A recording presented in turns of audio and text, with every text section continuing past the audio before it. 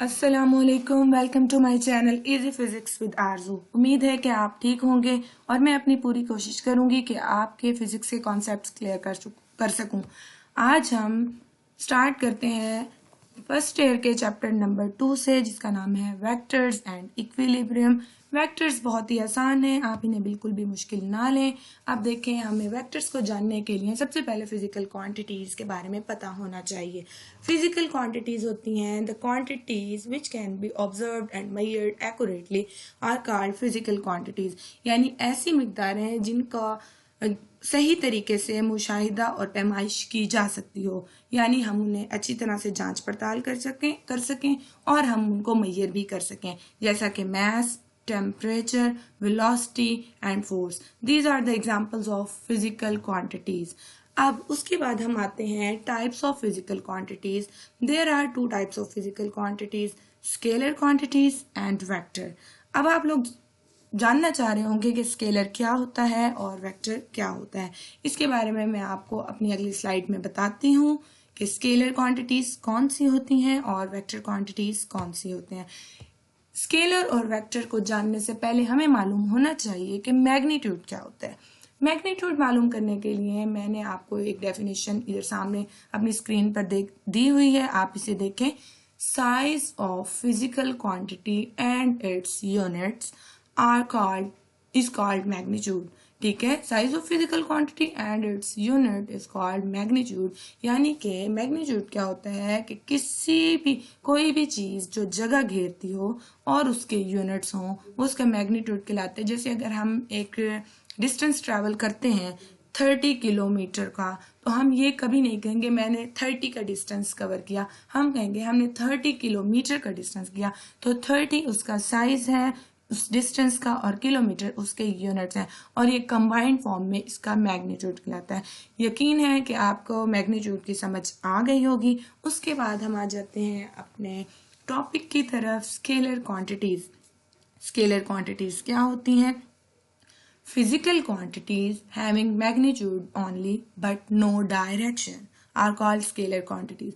देखें, अब physical quantities मैं आपको अपनी पिछली स्लाइड में बता चुकी हूँ कि फिजिकल क्वांटिटीज क्या होती हैं। उसी बेस पर ही हम आगे जाएंगे। Physical quantities having magnitude only, और मैग्नीट्यूड का भी मैं आपको बता चुकी हूँ। ऐसी फिजिकल क्वांटिटीज जिनका सिर्फ मैग्नीट्यूड हो और उनकी कोई सिमत ना हो, वो कहलाती हैं स्केलर क्वांटिटीज। जैसा कि मैथ्स तो है लेकिन उसकी कोई डायरेक्शन नहीं है। हम ये नहीं कहेंगे मैथ्स आगे जा रहा है, मैथ्स पीछे जा रहा है, या मैथ्स दाएं बाएं जा रहा है। मैथ्स की कोई डायरेक्शन नहीं है। डिस्टेंस की कोई डायरेक्शन नहीं है। इसके बरक्स डिस्प्लेसमेंट की डायरेक्शन है, इसलिए डिस्टेंस स्केलर क्वांटिटी है, जबकि डिस्प्लेसमेंट वेक्टर क्वांटिटी है, क्योंकि उसकी सिमत है और डिस्टेंस की कोई सिमत नहीं है। इसी तरह स्पीड की भी कोई सिमत नहीं होती। आप किसी भी रफ्तार से जा सकते हैं, इसलिए वो स्केलर क्वांटिटी कहलाती है। अच्छा जी, उसके बाद हमें अभी आपको बताना था कि रूल्स एप्लीकेबल ऑन स्केलर्स, कि स्केलर्स पर हम कौन कौन से रूल्स लगा सकते हैं। Scalars can be added, subtracted, multiplied and divided by simple arithmetic rules.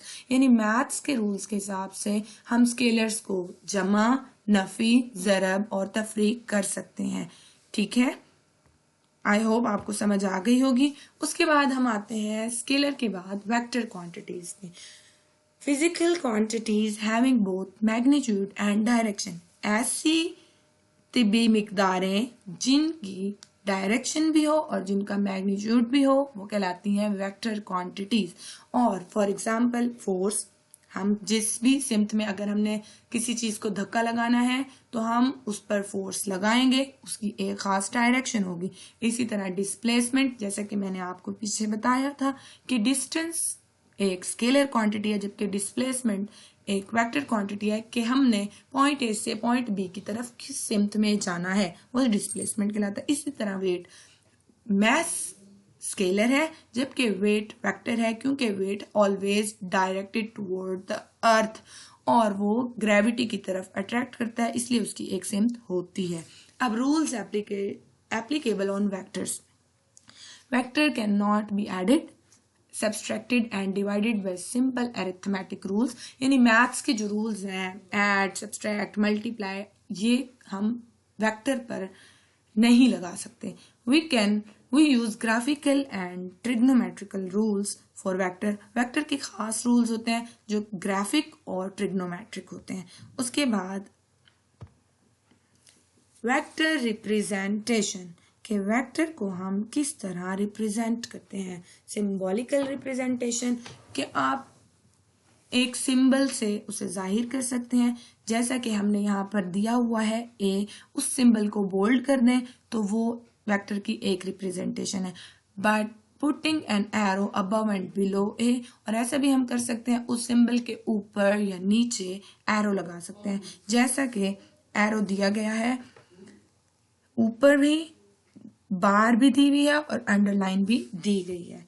इसके बाद डिफरेंट टाइप्स ऑफ वेक्टर्स बताऊंगी मैं आपको. कोप्लेनर वेक्टर, अब जैसा कि आप इसके नाम से ही समझ सकते हैं, कोप्लेनर यानी कि एक ही प्लेन में होने चाहिए. ये बहुत सारे वेक्टर्स हो सकते हैं, यानी अगर मैं इसी स्क्रीन के ऊपर कुछ वेक्टर्स बना दूं तो वो सब एक ही प्लेन में होंगे और वो कोप्लेनर वेक्टर्स कहलाएंगे. इसके बाद आ गया कोलीनियर वेक्टर. इसके भी नाम से ही जाहिर होता है, यानी ये सब एक ही लाइन में होंगे, इनकी डायरेक्शन चेंज नहीं होगी. हर जब भी हम इन्हें देखेंगे तो इनकी डायरेक्शन सेम होगी. और उसके बाद आ गया पैरेलल वेक्टर्स. पैरेलल वेक्टर्स क्या होगी, इनकी डायरेक्शन सेम होगी लेकिन इनके मैग्नीट्यूड में और में नॉट सेम. यानी पैरेलल वेक्टर्स में हम दो या दो से ज्यादा वेक्टर्स ले लेते हैं, यानी दो वेक्टर्स एक ही सिमत में जा रहे हैं लेकिन उनकी मैग्नीट्यूड डिफरेंट हो सकती है. उसके बाद हम आएंगे इक्वल वेक्टर्स पर. और इक्वल वेक्टर्स क्या होते हैं, इक्वल वेक्टर्स बहुत ही आसान है कि इनकी मैग्नीट्यूड भी सेम हो और इनकी डायरेक्शन भी सेम हो. उसके बाद आप आ जाए एंटी पैरेलल वेक्टर्स पर. एंटी पैरेलल वेक्टर्स में क्या होता है, इनकी डायरेक्शन ऑपोजिट होगी. एंटी से आपको खुद ही पता चल जाएगा, यानी एक वेक्टर आगे की तरफ जा रहा है तो दूसरा वेक्टर पीछे की तरफ जाएगा. इन दोनों की डायरेक्शन ऑपोजिट होगी और इनकी मैग्नीट्यूड भी मे और मे नॉट भी सेम. उसके बाद आ गया नेगेटिव वेक्टर. नेगेटिव वेक्टर को हम ऐसे लेंगे कि एक वेक्टर जो एक सिमत में है उसी के ही ऑपोजिट, यानी 180 डिग्री का ऑपोजिट जो हम उसको लेंगे वेक्टर, वो कहलाएगा उसका ऑपोजिट वेक्टर. उसका मैग्नीट्यूड सेम होगा लेकिन डायरेक्शन 180 डिग्री ऑपोजिट होगी. Thank you.